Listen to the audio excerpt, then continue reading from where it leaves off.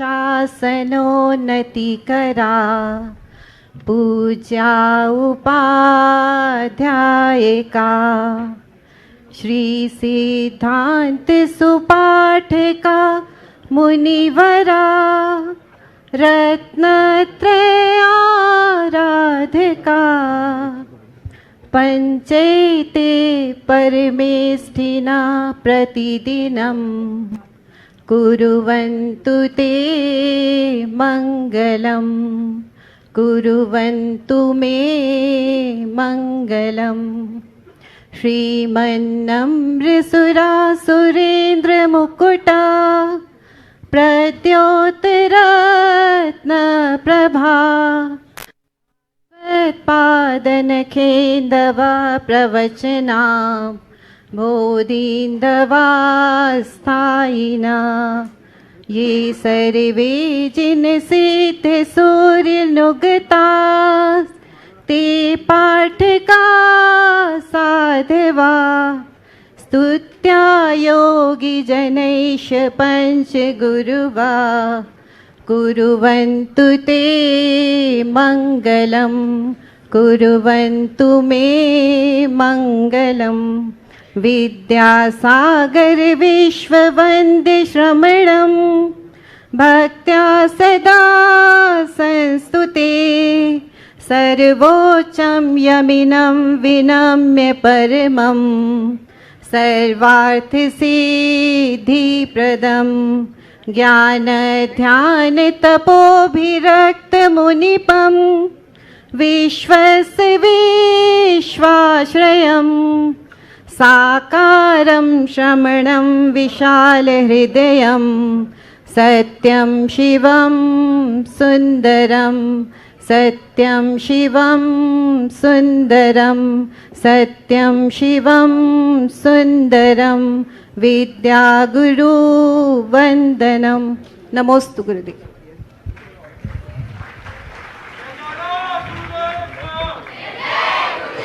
Doctor रश्मि जैन के मंगलाचरण के उपरांत भारत की परंपरा के अनुरूप जब कभी गुरु मंच पर विराजमान होते हैं तो सबसे पहले हम श्रीफल समर्पित कर उनका आशीर्वचन लेते हैं।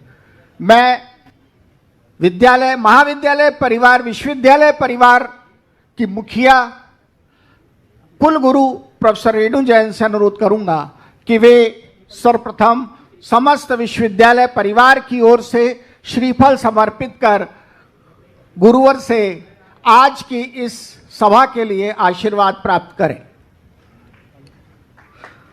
माननीय श्री पवार जी कार्य परिषद सदस्य हमारे बीच उपस्थित हैं। मैं उनसे अनुरोध करूंगा कि वे श्रीफल समर्पित कर गुरुवर का आशीर्वाद प्राप्त करें। विश्वविद्यालय के कुल सचिव डॉक्टर अजय वर्मा जी हमारे बीच उपस्थित हैं। मैं उन्हें सादर आमंत्रित कर रहा हूं। कृपया पधारें और गुरुवर का आशीर्वाद प्राप्त करें। हमारे बीच विश्व हिंदू परिषद के अंतर्राष्ट्रीय उपाध्यक्ष माननीय श्री हुकुमचंद जी सांवला साहब उपस्थित हैं। मैं उनसे भी निवेदन कर रहा हूं, कृपया पधारें और आशीर्वचन प्राप्त करें, आशीर्वाद प्राप्त करें। यह हमारा सौभाग्य है कि आज हमारी कुलगुरु की पूज्य मातेश्वरी भी आज सदन में उपस्थित हैं। मैं डॉक्टर संगीता जैन से अनुरोध कर रहा हूं कि वे कृपया पूज्य मातेश्वरी श्रीमती जैन को लेकर के आएं और महाराज जी से आशीर्वाद प्राप्त करें। हमारे विश्वविद्यालय के पूर्व रेक्टर प्रोफेसर अशोक शर्मा साहब हमारे बीच उपस्थित हैं। मैं उनसे भी निवेदन कर रहा हूं, कृपया आकर गुरुवर का। हमारे बीच कार्य परिषद के सदस्य और डाटा विज्ञान एवं पूर्वानुमान अध्ययनशाला के अध्यक्ष प्रोफेसर संजीव टोकेकर साहब उपस्थित हैं। मैं उनसे अनुरोध कर रहा हूं, कृपया आएं और आशीर्वाद प्राप्त करें। आइए आइए प्रोफेसर टोकेकर। मिसेस टोकेकर वो हमारी विश्वविद्यालय की वरिष्ठ प्राध्यापक हैं, डायरेक्टर आईटी भी है, क्षमा करें, मैं उनसे निवेदन कर रहा हूं कि वे भी आएं और आशीर्वाद प्राप्त करें। हमारे बीच पूर्व कुलपति प्रोफेसर आशुतोष मिश्र, जो कि गणित अध्ययनशाला के अध्यक्ष भी हैं, निदेशक हैं, उनसे निवेदन कर रहा हूं कि वे कृपया आएं और पूज्य गुरुवर का आशीर्वाद प्राप्त करें।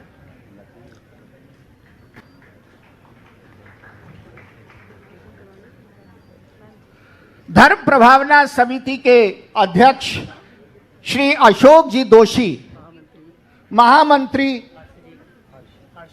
श्री हर्ष जी कृपया आए और उपाध्यक्ष भाई दिलीप जी गोधा कृपया आए और गुरुवर का आशीर्वाद प्राप्त करें।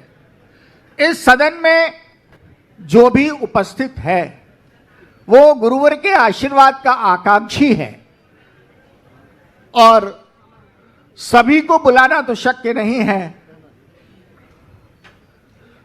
आईएमएस के डायरेक्टर श्री दीपक जी श्रीवास्तव कृपया पधारे और आईआईपीएस की डायरेक्टर प्रोफेसर यामिनी करमरकर, हाँ, हमारे साथ बहुत समय रही है लेकिन नाम टिपिकल है।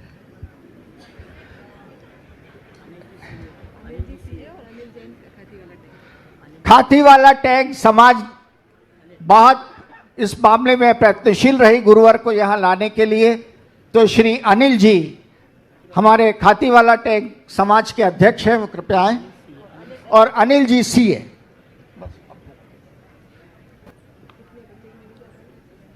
इस क्रम को अब हम यहीं विराम देते हैं और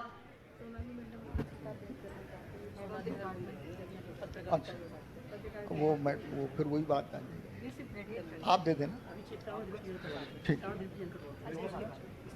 ठीक। अब मैं अनुरोध कर रहा हूं हमारी माननीय कुलगुरु और कुल सचिव महोदय से, साथ ही हमारे बीच उपस्थित कार्य परिषद के माननीय सदस्यों से कि वे कृपया आकर चित्र का अनावरण करने का कष्ट करें और दीप प्रज्वलन करें। कार्य परिषद के सदस्य आदरणीय पवार जी, आदरणीय टोकेकर सर, माननीय कुलगुरु, कुल सचिव, जर्नलिज्म की हेड सोनाली मैडम कृपया श्रीफल समर्पित कर आशीर्वाद लेगी। सभी माननीय कुलगुरु, कुल सचिव, कार्य परिषद के सदस्यों से अनुरोध है कि वे कृपया आचार्य श्री विद्यासागर जी महाराज के चित्र का अनावरण कर दीप प्रज्वलित करने का कष्ट करें। आदरणीय सांवला जी से अनुरोध है इस कार्य में सहयोग करें।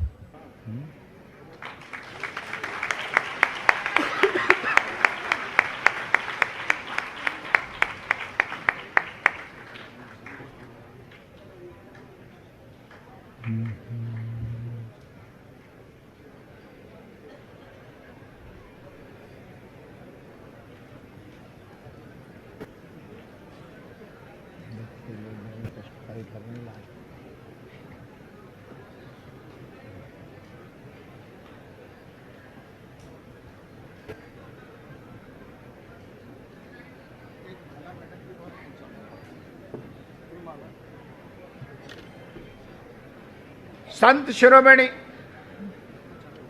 आचार्य श्री विद्यासागर जी महाराज जो गुरुनाम गुरु हैं, उनके चित्र के सम्मुख हमारे माननीय अतिथियों ने दीप प्रज्वलित कर आज की इस धर्म सभा का शुभारंभ किया। मैं माननीय कुलगुरु महोदया से यह निवेदन करूंगा कि वो मां सरस्वती के चित्र के सम्मुख, और समय सीमित है इसलिए अब मैं आमंत्रित कर रहा हूं आज के सभा में जिनको सुनने के लिए आप लालायित हैं, ऐसे मुनि श्री प्रमाण सागर जी के बारे में कुछ शब्द कहने के लिए।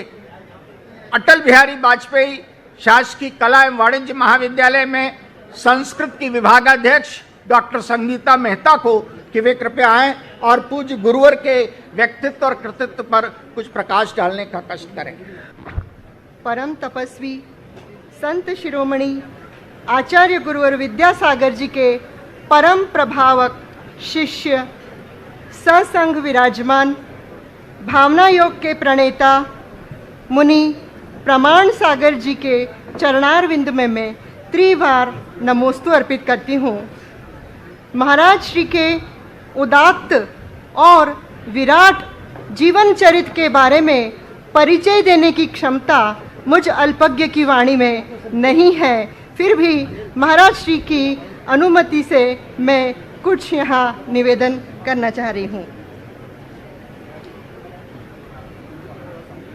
तप, संयम और साधना की त्रिवेणी आपसे प्रवाहित होती है। आप जैन नहीं अपितु जन जन के संत हैं। 17 वर्ष की अल्पायु में ही आप तप के पथ पर अग्रसर हो गए और आपकी 40 वर्षों की दिगंबर साधना धर्म, दर्शन, अध्यात्म के क्षेत्र में तो दृष्टिगत हो ही रही है, साहित्य, समाज, संस्कृति और जन कल्याण के पथ में भी प्रतिफलित हो रही है। दिगंबर जैन मुनि की अद्भुत चर्या के आप धारी हैं। चिलचिलाती धूप हो या कड़कड़ाती ठंड, शीत, ग्रीष्म, वर्षा, सभी ऋतुओं में आप वस्त्र, बिछौना, ओढ़ना आदि किसी भी प्रकार की वस्तुएं और सुख सुविधा का उपयोग नहीं करते हैं। संयम के उपकरण के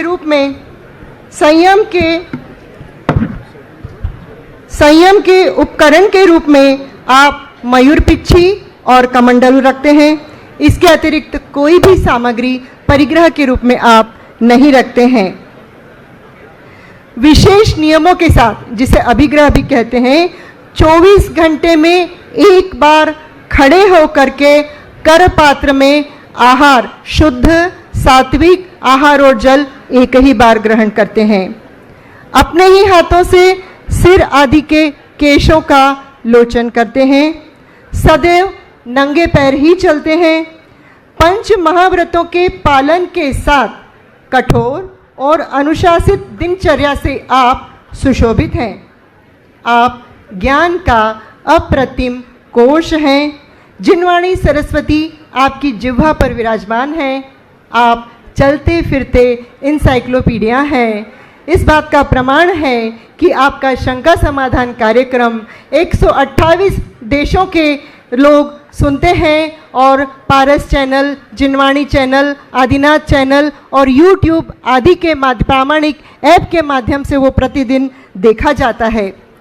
संस्कृत, प्राकृत, हिंदी आदि भाषाओं पर आपका अप्रतिम अधिकार है।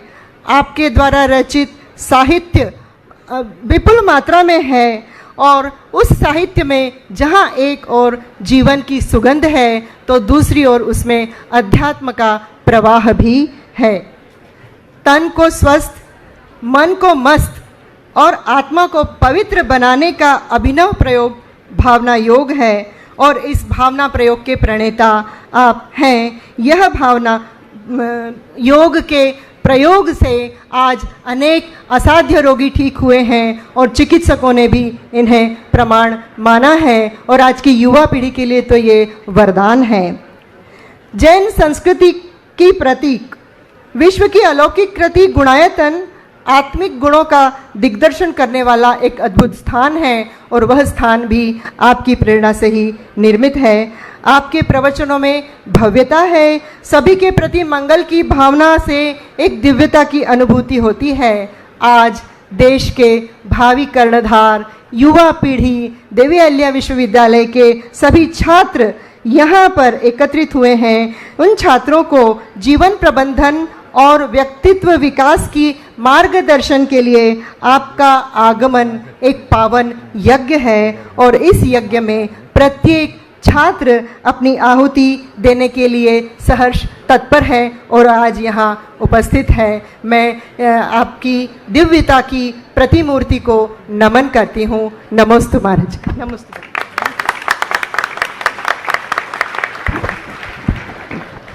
डॉक्टर मेहता ने मंचासीन पूज्य गुरुदेव के विराट व्यक्तित्व के बारे में एक झलक आपके सम्मुख प्रस्तुत की। ऐसे महान व्यक्तित्व का इस विश्वविद्यालय में आगमन हम सब विश्वविद्यालय के शिक्षकों और छात्रों के लिए पुण्य का अवसर है, गौरव का अवसर है। लेकिन गुरुवर को भी हम अपने विश्वविद्यालय के बारे में कुछ जानकारी प्रदान कर सकें, इस भावना के साथ हम अपनी माननीय कुलगुरु महोदया को आमंत्रित कर रहे हैं कि वे विश्वविद्यालय के बारे में तो जानकारी देंगी ही, साथ ही हम सब, आप सब जो यहाँ सदन में उपस्थित हैं, आप सब की ओर से गुरुवर से आज के इस अवसर पर आशीर्वचन प्रदान करने के लिए निवेदन भी करेंगे।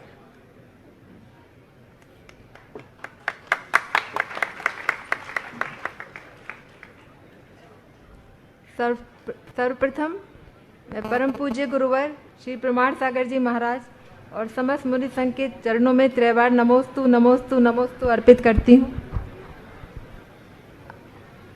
इसके साथ ही मैं आज हमारी इतनी बड़ी संख्या में हमारा ये सभागार भरा हुआ है, तो हमारे माननीय सब अतिथिगण, माननीय कार्य परिषद के सभी सम्मानीय सदस्यगण, सभी विभागाध्यक्ष, सभी फैकल्टी मेंबर्स और सभी प्यारे छात्रों, आप सभी का भी मैं देवी अहिल्या विश्वविद्यालय की ओर से बहुत बहुत स्वागत करती हूँ, अभिनंदन करती हूँ।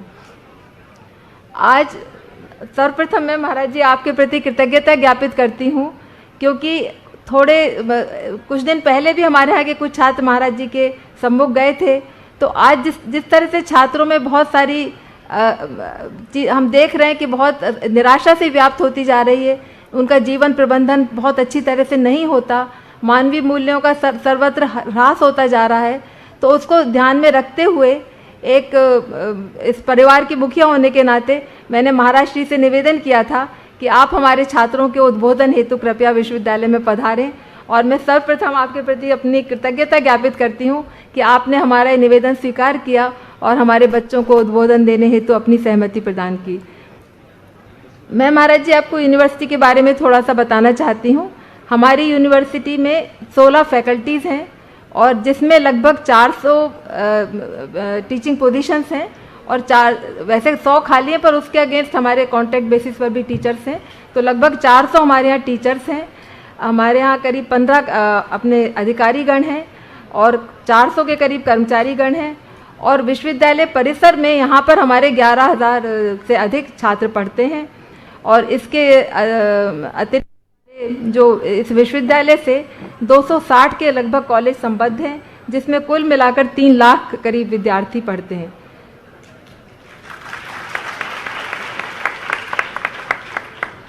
तो मुझे पूरा विश्वास है कि आज आपका उद्बोधन जितने लोग यहाँ उपस्थित हैं उनके भी जीवन को सार्थक करेगा। इसके साथ ही जितने लोग आज सुनेंगे, जितने छात्र हमारे आज पारस चैनल के माध्यम से सबको सुनेंगे, तो उनके भी जीवन में एक आनंद का उद्भव होगा और एक बहुत सदाशयता आएगी। हमारा विश्वविद्यालय महाराज जी, इसमें इंजीनियरिंग भी, आईटी भी है, IIPS है, और हमारा विश्वविद्यालय एक सेल्फ सफिशिएंट है। हम लोग को सरकार से जितना हमारे यहाँ पे जो एक्सपेंसेस होते हैं उसकी तुलना में सरकार से सहायता बहुत कम मिलती है। तो एक तरह से हमारा विश्वविद्यालय अपना मतलब आत्मनिर्भर विश्वविद्यालय है हमारा, हमको कहीं से कुछ मदद नहीं मांगनी पड़ती। हमारे विश्वविद्यालय में सारे विभाग हैं, मैनेजमेंट है, IMS है, IIPS है, इसके अतिरिक्त हमारे यहाँ IT है, डायरेक्टर है उसका है, डेटा साइंस का विभाग है, और इसी तरह के बहुत सारे विभाग हमारे यहाँ, हिंदी का विभाग है, कला का विभाग है। अभी हम लोगों ने कुछ नए कोर्सेज भी शुरू किए हैं, जिसमें एक एविएशन संबंधी कोर्स शुरू किया है, जिसमें बच्चे ड्रोन की और पायलट बनने की ट्रेनिंग भी ले सकेंगे। इसके अतिरिक्त हम लोगों ने एक एग्रीकल्चर का कोर्स भी शुरू किया है, और हमारे यहाँ के विद्यार्थी बहुत ही लगनशील हैं, टीचर्स भी बहुत समर्पित भाव से अपना कार्य करते हैं। हमारे यहाँ के विद्यार्थियों को जो पैकेज मिलते हैं वो बहुत बाकी और इंजीनियरिंग कॉलेज की तुलना में और विश्वविद्यालयों की तुलना में बहुत अच्छे रहते हैं। हमारे यहाँ के सभी विद्यार्थी यहाँ से पढ़ने के बाद उनको लगभग 6 से 7 लाख का तो एवरेज ऑफर मिलता है। और पिछले वर्ष एक विद्यार्थी को 1.13 करोड़ का पैकेज मिला था। और इसके अतिरिक्त हमारे यहाँ के जो और भी हैं, पिछली बार 56 लाख का मिला। तो सभी विद्यार्थियों को, जितने बच्चे रजिस्टर करवाते हैं, लगभग 90% बच्चों को उनके जॉब्स मिल जाते हैं। इसीलिए इस विश्वविद्यालय में क्रेज़ भी बहुत ज़्यादा है। और CUET के माध्यम से एडमिशन होते हैं तो उसमें भी बहुत बच्चे भाग लेते हैं। हमारे बच्चे बहुत, इस बार पिछले 5 वर्षों में 50 से अधिक उनको पेटेंट भी मिल चुके हैं। उनकी रिसर्च भी बहुत ही, 3000 से अधिक हमारे टीचर्स की शोध पत्र प्रकाशित हुए हैं। और बहुत सारे हमारे यहाँ के करीब पिछले 5 साल का मैं बताऊँ महाराज जी आपको, तो लगभग हमने नियुक्तियाँ 40 के 90 पदों के विरुद्ध नियुक्तियाँ कर ली थी। 40 लोग हमारे यहाँ नए आ गए हैं। बहुत से लोगों में कोई भी कैंडिडेट नहीं आ पाया। और लगभग 100 लोगों का हमारे यहाँ पिछली बार प्रमोशन भी हो गया है। काफ़ी सारे कर्मचारी गण हैं जिनको भी एक स्थायित्व का लाभ मिला है। तो कोशिश है कि सभी का जितना हित हो सके, नियमों में बंधे रहने के साथ उतना सबका हित हो। और बच्चों को भी अगर अच्छी तरह से पढ़ाई नहीं करते तो थोड़ी सी परेशानी होती है, लेकिन अगर पढ़ाई करते हैं, अच्छा करते हैं, तो उसका उनको प्रतिसाद भी बहुत अच्छा मिलता है। तो देवी अहिल्या के आशीर्वाद से ये जो हमारा महाविद्यालय उनके नाम पर ही है और उन्हीं के आशीर्वाद से सिंचित है। और उन्हीं के द्वारा जो जीवन मूल्य स्थापित हैं उन पर चलने का हम लोग प्रयास कर रहे हैं और उन्हीं के द्वारा आगे बढ़ने का हम लोग प्रयास कर रहे हैं। तो महाराज जी, आज आपसे बस आप सभी लोग आपको सुनने को आतुर हैं, इसलिए बहुत ज़्यादा समय न लेते हुए महाराज जी मैं आपसे एक तो 2 निवेदन करना चाहूँगी। एक, जो हमारे बच्चे थोड़े से आजकल जो डिप्रेशन में हैं और जो हम देख रहे हैं एक नशा मुक्ति से भी बच्चे बहुत परेशान रहते हैं, किस तरह से उनकी इन आदतों, उनको स्वस्थ जीवन प्रबंधन कैसे जिया जाए, उस पर आज आप थोड़ा बच्चों को आशीर्वचन देंगे। और जो भावना योग से, जिसके बारे में चिकित्सकों ने प्रमाणित किया है, ऐसा भावना योग है, उसके बारे में भी थोड़ा सा आप ही के श्रीमुख से अगर बच्चे उसको सुनेंगे तो उनको बहुत अच्छा लगेगा। महाराज जी, आपसे उद्बोधन हेतु निवेदन। धन्यवाद। अब हम पूज्य गुरुदेव से निवेदन कर रहे हैं कि वे अपना मंगल आशीष मानवीय मूल्य व्यक्तित्व विकास विषय पर प्रदान करने की अनुकंपा करें। मैं चाहूँगा कि आप सब अपने दोनों हाथ जोड़ लें और मेरे साथ एक मंत्र जिसका मैं उच्चारण करूँगा आप सब दोहराएंगे। मंत्र किसी धर्म, संप्रदाय या परंपरा विशेष से बंधा नहीं होता, वो हमारी आस्था से अनुबद्ध अक्षर ब्रह्म है जो हमारे जीवन के उत्कर्ष का आधार बनता है। मैं चाहता हूँ विश्वविद्यालय के इस परिसर से वह मंत्र अनुगूंजित हो जो हमारे आपके सबके तन, मन और चेतन को झंकृत करते हुए इस पूरे विश्वविद्यालय के परिसर को पवित्र कर सके। मेरे साथ इसी पवित्र भावना के साथ आप सभी दोहराएंगे। पहले मैं बोलूँगा, फिर आप सब दोहराएंगे।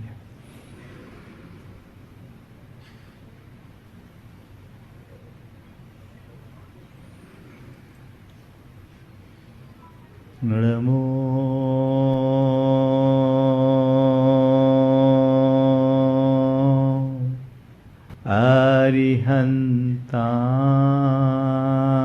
अरिहन्ताणं नमो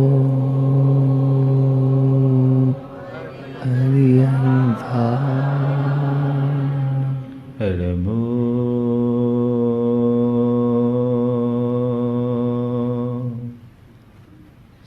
सिद्धाणं नमो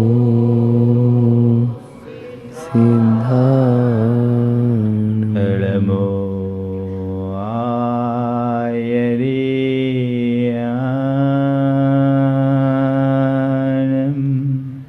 नमो आयर्याणं नमो वज्रायाणं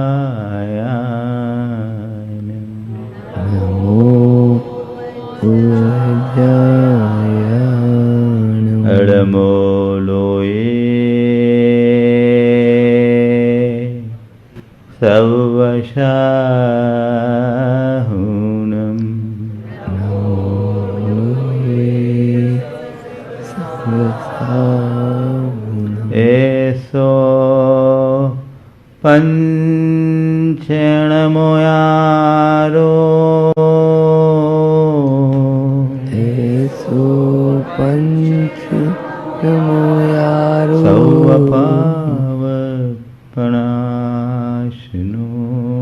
सर्वपावपणाशिनो मङ्गलानं च सवेशिं मण्डलानं च सवेश पढ़मं ओ मंगलम।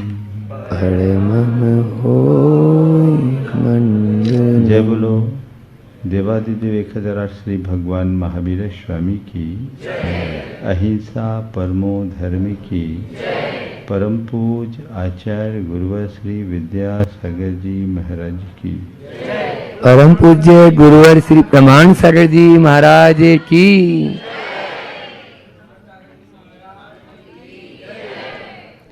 एक बंदर के हाथ रत्नों की पोटली लग गई। सोचा कुछ खाने पीने की चीज होगी। पोटली उठाया और पेड़ पर चढ़ गया। खोला और उसमें तो हीरे पड़े थे। उसने उसे मुंह में डाला। उसका कोई स्वाद नहीं लगा। उसने उसे नीचे फेंक दिया। एक एक करके पूरी पोटली उसने जमीन में गिरा दी। हीरो को बंदर का यह कृत्य अच्छा नहीं लगा और उन्होंने बड़े दुखी मन से धरती से कहा कि हे माता, देखो तो ये हमारा कितना बड़ा अपमान और तिरस्कार है, जिसे लोग अपने मुकुट का नगीना बनाकर जड़ते हैं, गले के हार में जड़ते हैं, और ये इसे तिरस्कृत कर रहा है। काश बंदर को तुम्हारी पहचान होती तो बंदर भी ऐसे संभाल के रखता। उसे पता नहीं कि हीरा क्या होता है। मैं समझता हूँ हम आप सबका जीवन भी बेशकीमती हीरे जैसा है, लेकिन जिन्हें इस हीरे की कीमत का पता लगता है उसे संभाल कर रखते हैं, और जिन्हें इसका मूल्य बोध नहीं होता वो यूं ही व्यर्थ कर देते हैं। आज हमें सबसे बड़ी आवश्यकता है जीवन के मूल्य का बोध करने की। मुझे बहुत अच्छा लग रहा है जब इस विश्वविद्यालय के इस विशाल सभा भवन में आप सबके साथ रूबरू हो रहा हूँ। यहाँ सब प्राध्यापक हैं, प्रोफेसर्स हैं, और आप सब छात्र छात्राएं हैं। एक बड़ा लक्ष्य लेकर आप सब यहाँ आए हैं, और आपके सभी प्राध्यापकगण आपके उस लक्ष्य को पूर्ण करने में अपनी सहभागिता भी दे रहे हैं। पर सबसे अहम प्रश्न है, आखिर हमारा लक्ष्य क्या है? आखिर लक्ष्य क्या है? आपने इस विश्वविद्यालय में दाखिला लिया है तो क्यों लिया? आप यहां आए तो क्यों आए? पढ़ाई करने, ग्रेजुएट करने, यही ना? पढ़ाई क्यों कर रहे? ये दूसरा सवाल। अपने मन से पूछो, मेरी पढ़ाई का मकसद क्या? पढ़ाई करना और एक अदद नौकरी पाना, ये दूसरा है।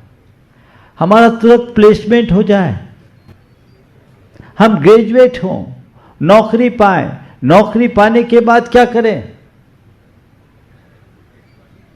अपना कैरियर बनाए, नौकरी पाए, कैरियर बनाए, घर गृहस्थी बसाए, और बस अपने जीवन की कहानी को पूरी कर दे।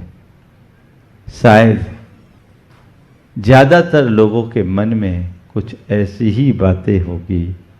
मैंने बहुत पहले 2 पंक्तियां पढ़ी थी किसी की,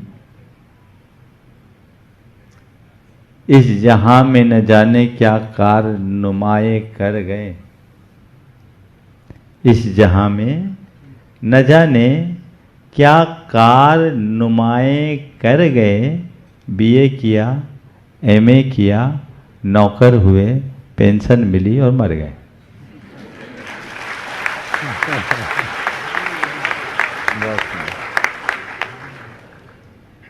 मुश्किल ये है कि पूरा जीवन व्यतीत हो जाता है तो भी व्यक्ति को ये पता नहीं रहता कि हम क्यों जी रहे हैं।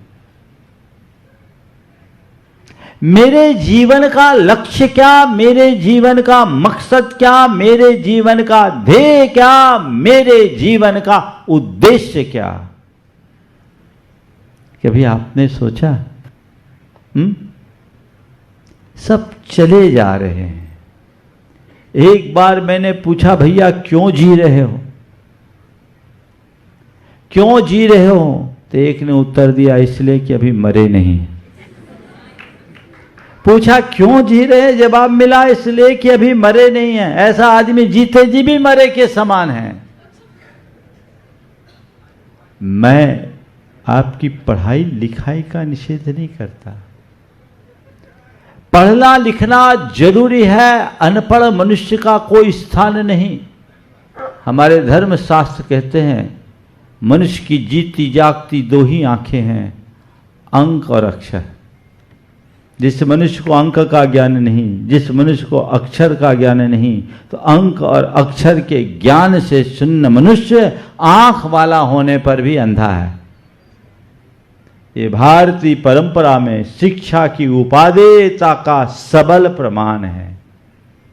लेकिन हमें पढ़ने लिखने का उद्देश्य समझना चाहिए। हम किस लिए पढ़ रहे हैं? केवल नौकरी पाने के लिए, अच्छा ओहदा पाने के लिए, पैकेज पाने के लिए और प्रभाव जताने के लिए, या अपने व्यक्तित्व को प्रभावशाली बनाने के लिए? आजकल तो ये सब चीज़ें ज़्यादा है। मुझसे कहा गया व्यक्तित्व विकास और जीवन मूल्य पर चर्चा करनी।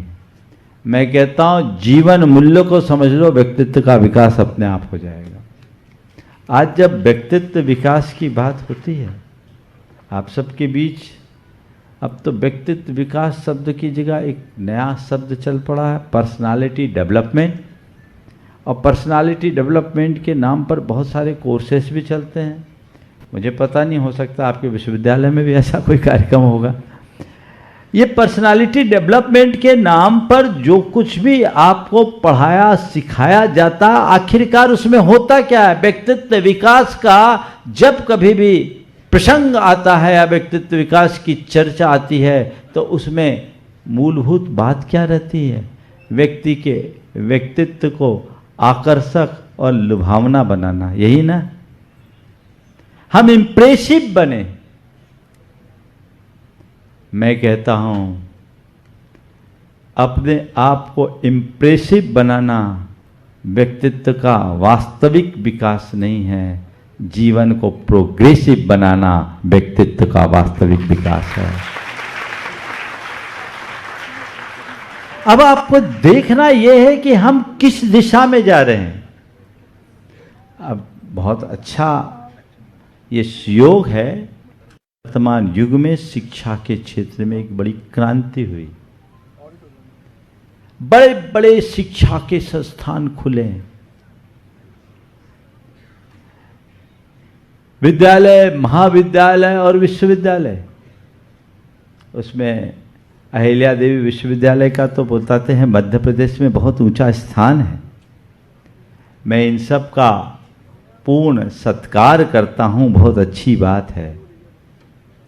लेकिन ये जितने भी हमारे विद्या के वर्तमान के केंद्र हैं, हमें लगता है कि हमने शिक्षा के जगत में बहुत बड़ा विकास किया, पर मुझे लगता है कि आज की जो शिक्षा व्यवस्था है वो हमें बहुत कहीं पीछे ले जा रही है। आज की संपूर्ण शिक्षा की व्यवस्था पश्चिमी जीवन मूल्यों के साथ जुड़ते जा रही है, जबकि हमारी भारतीय परंपरा की जो मूलभूत अवधारणा थी, वहां शिक्षा का सबसे पहला उद्देश्य कला गुणों का विकास करना था। अभी बताया गया कि इस विश्वविद्यालय से 3 लाख बच्चे जुड़े, सुनकर बहुत अच्छा लगा। लेकिन जब हम अतीत में जाकर देखते हैं तो हमारे देश में तो कोई अशिक्षित था ही नहीं। वो ग्राफ और आज के ग्राफ में बड़ा अंतर है। आज और तब और अब में एक मौलिक अंतर जो घटा है, जो हमें दिखता है। आज के विश्वविद्यालय आपको ग्रेजुएट बना रहे हैं और पहले के गुरुकुल हमें ग्रेड बनाते थे।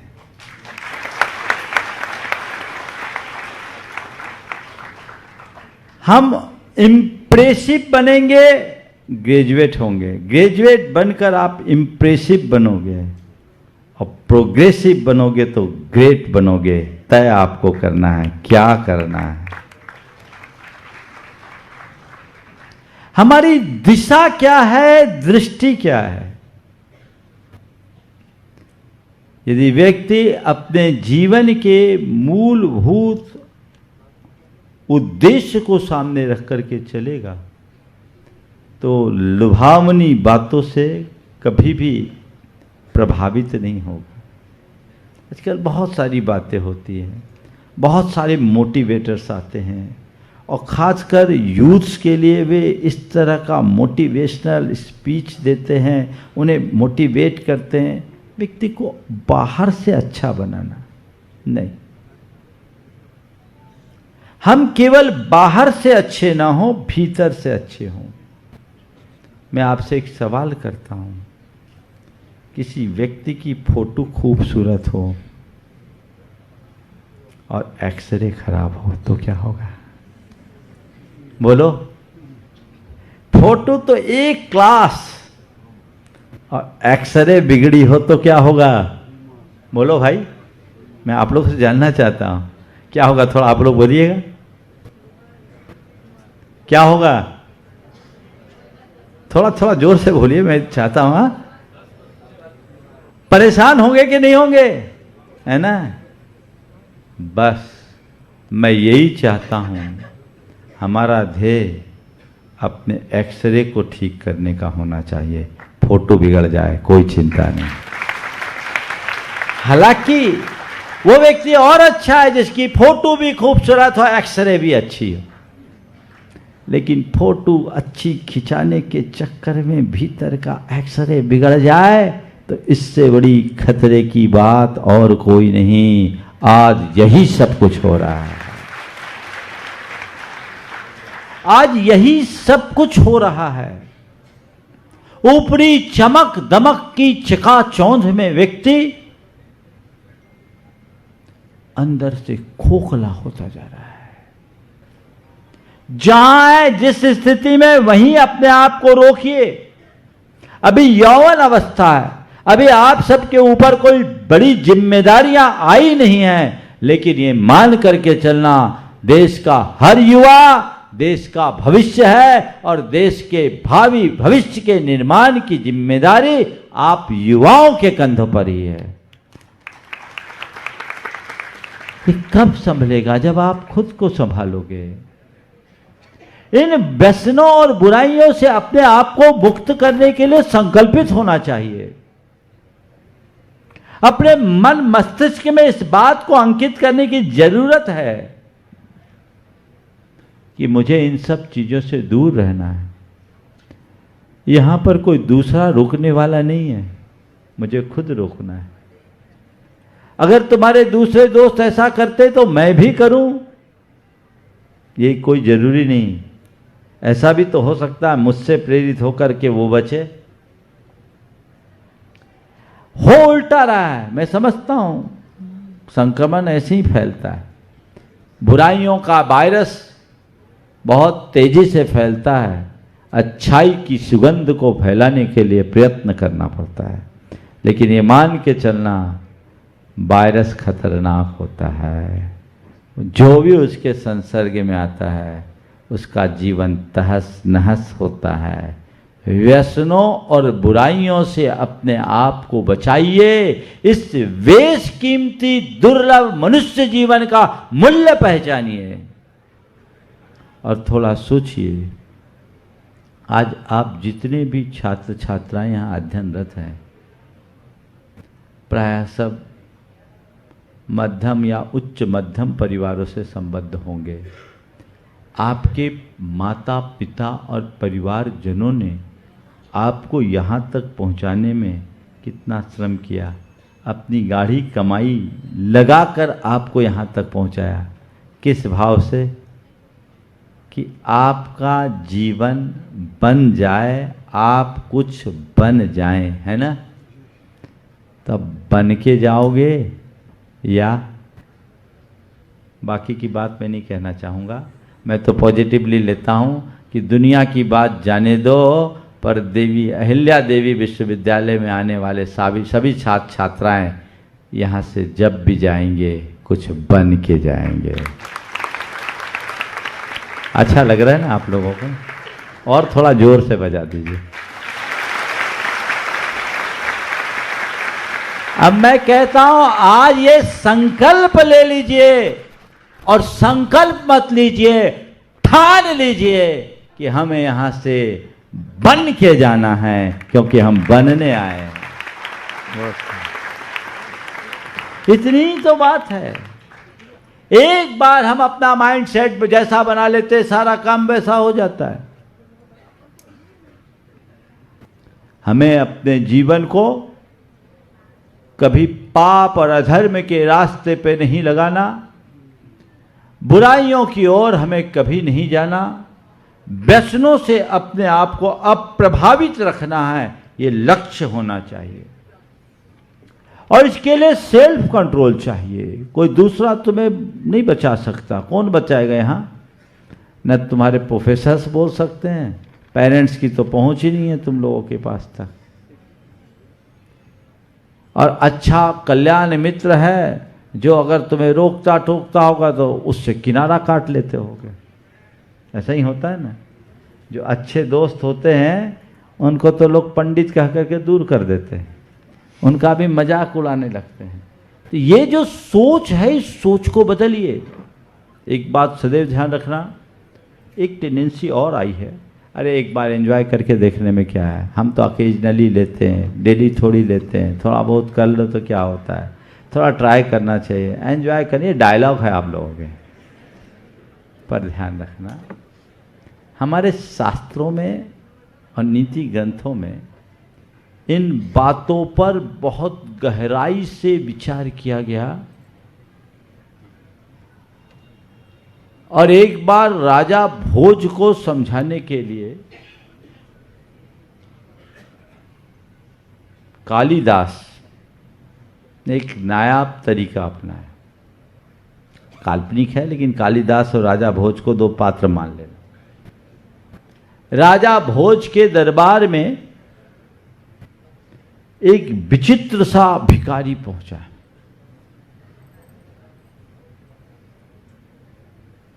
विचित्र सा भिखारी। जब भिखारी पहुंचा तो हमें कुछ सहायता चाहिए। सहायता चाहिए? किस लिए सहायता चाहिए? सहायता चाहिए, किस लिए सहायता चाहिए? बोला मुझे शराब पीनी। शराब पीने के लिए तुम्हें सहायता चाहिए? सहायता क्यों कर रहे हो?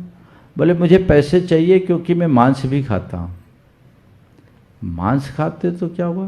बोले क्या करूँ, मैंने तो अपना घर वर सब बेच दिया क्योंकि मैं वेश्या के पास भी जाता था। बिना पैसे के तो वेश्या कुछ पूछती नहीं। आप थोड़े से पैसे मुझे दे दो तो मैं अपने जीवन को आगे बढ़ा लूँगा। पैसे नहीं मिलने के कारण मैं यदा कदा चोरी भी कर लेता हूँ और झूठ तो मैं अक्सर बोलता रहता हूँ। इतनी बातें सुनी तो राजा भोज ने कहा भैया तुम में तो सारे गुणों में पारंगत हो गए, तुम सब पाप तुम में आगे बचा क्या? तब उस भिक्षुक ने कहा, राजन, छिद्रेषु नर्था बहुली भवंती। एक दोष प्रवेश करते ही महाअनर्थ हो जाते हैं।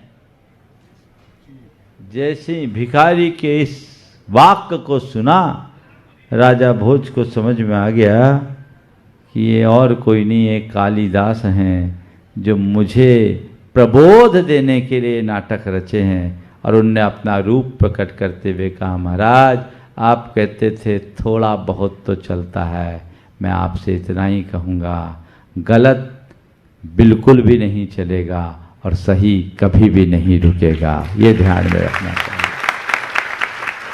सही है तो उसे चलने दो और गलत है तो तुरंत रोको। एक बांध हो, उस बांध में नन्ही सी सुराख हो तो उसे तत्काल बंद किया जा सकता है।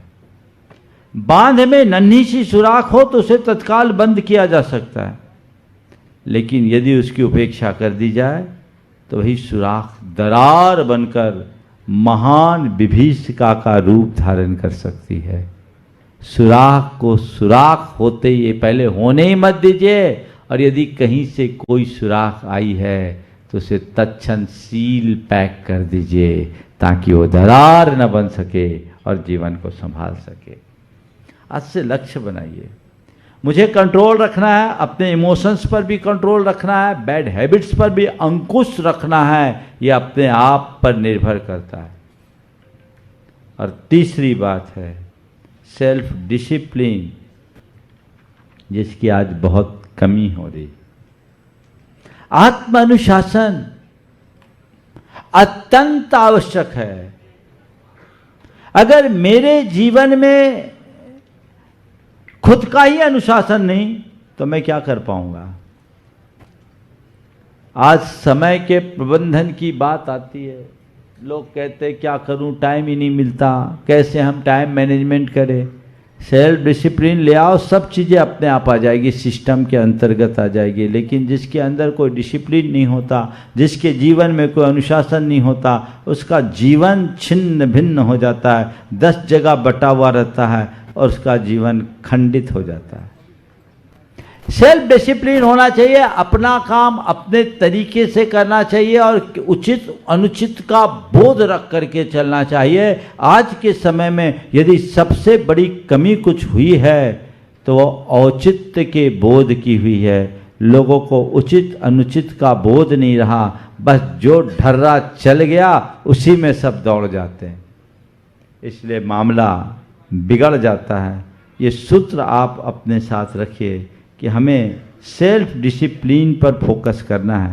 चूँकि समय हो रहा है, मैं अपनी बात कर रहा हूँ, फिर शायद आप लोग प्रश्नोत्तर भी करना चाहेंगे, इसलिए मैं उसके लिए समय रखूँगा। और चौथी बात है सेल्फ सेटिस्फेक्शन। आज इसकी भी कमी है। सेल्फ सेटिस्फेक्शन, पहली बात तो है कोई भी काम कीजिए तो सेल्फ सेटिस्फेक्शन रखिए। और ये बताएं, जब हम खुद को खुद का टारगेट बनाकर चलेंगे या खुद के लिए कोई टारगेट बनाएंगे तो हम सेटिस्फेक्शन पाएंगे, और जब हमारे लिए सामने टारगेट कोई दूसरा होगा कभी सेटिस्फाइड नहीं होंगे। आज इसकी बड़ी कमी हो रही है, आत्मसंतुष्टि का घोर अभाव हो रहा है। आत्म असंतुष्टि और आत्ममुग्धता में जीने वाले लोगों की आज भरमार देखने को मिलती है। इसलिए जीवन की संपूर्ण व्यवस्थाएं तहस नहस हो जाती है। हम उस तरफ देखें, यदि आध्यात्मिकता का संचार जीवन में होता है तो ये चीज़ें स्वाभाविक रूप से आएगी, और फिर चाहे जैसे उतार चढ़ाव हो, जीवन में ठहराव बना रहेगा। हम अपने आप को भटकाव से बचा सकेंगे, जीवन को संभाल सकेंगे। एक बात सदैव ध्यान में रखना है, सब चीज़ों का मूल्य है, जीवन का कोई मूल्य नहीं, वो अमूल्य है। लेकिन हम सबके जीवन की ये बड़ी विडंबना है कि हम उस अमूल्य का मूल्य नहीं समझ पाते। काश हम उस अमूल्य का मूल्य समझें और जीवन को आगे बढ़ा सकें। एक बड़ी पुरानी कहानी सुना करके मैं विराम लूँगा, फिर आप लोगों के लिए प्रश्नोत्तर के लिए अनुकूलता अनुसार थोड़ा समय होगा, क्योंकि मुझे यहाँ से भी वापस भी जाना है। एक बार ऐसा हुआ, एक संत थे, उनको पशु पक्षियों की भाषा आती थी। उनका एक शिष्य था, वो उनसे कहता था कि आप हमें वो भाषा सिखा दो। संत ने कहा इनकी भाषा सीख करके तू परेशान हो जाए। बोले नहीं गुरुदेव आप तो सिखा दो। वो उनके पीछे लग गया और संत ने उसे पशु पक्षियों की भाषा सिखा दी। अब बड़ा अच्छा लगा। एक दिन उसके घर के दरवाजे पे एक पेड़ था, पेड़ पर 2 कौवे बैठे थे। कौवे आपस में बात कर रहे थे कि इसका जो गधा है ना वो 2 रोज बाद मर जाएगा।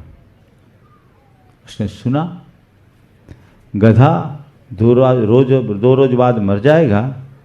वो गया बाजार में गधे को बेच आया, पैसे मिल गए। 2 रोज बाद पता लगा वाकई में गधे मर गए। बड़ा खुश हुआ। ये ज्ञान पाने का कितना बड़ा फल मिला। कौवों की भाषा मैंने जान ली और मैं ये जान लिया गधा बच गया, मर गया, पर मेरे पैसे बच गए, नहीं तो मैं मर जाता। ठीक। थोड़े दिन बाद 2 मैना आपस में बात कर रहे थे कि इसका घोड़ा है ना वो 3 दिन से ज़्यादा नहीं जिएगा। सुना और गया, घोड़ा भी बेच आया, पैसे खड़े हो गए। 3 दिन बाद पता किया घोड़ा मर गया। बहुत खुश हुआ। एक रोज देखा 2 तोते आपस में बतिया रहे थे। इसका बैल है ना वो 4 रोज में मर जाएगा। गया, अब बैल को बेच आया, पैसे खड़े हो गए। चलता रहा। एक दिन 2 उल्लू आपस में बात कर रहे थे।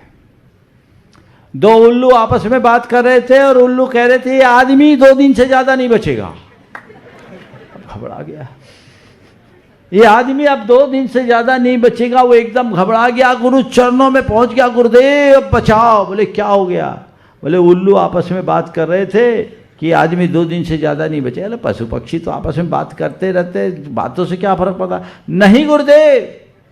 कौवा बोला सच निकला, मैना बोली सच निकला, तोते बोले सच निकला। बोले जब कौवा बोला, मैना बोली और तोते बोले तब तो तू नहीं आया, तब क्या किया था? बोले महाराज हमने गधे को बेच दिया, घोड़े को बेच दिया, बैल को बेच दिया। तो बोला एक काम कर, जो काम 3 के बोलने पर किया वही 4थे के बोलने पर कर दे। जैसे तूने गधे घोड़े और बैल को बेचा वैसे खुद को भी बेचिया। तब उसकी आंखें खुली। बंधुओं मैं आप सबसे इतना ही कहना चाहता हूं, सब चीजें खरीदी बेची जा सकती है, जीवन खरीदा बेचा नहीं जा सकता। जीवन भर की संचित कमाई को दांव पर लगाने के बाद भी जीवन को बचा पाना संभव नहीं है।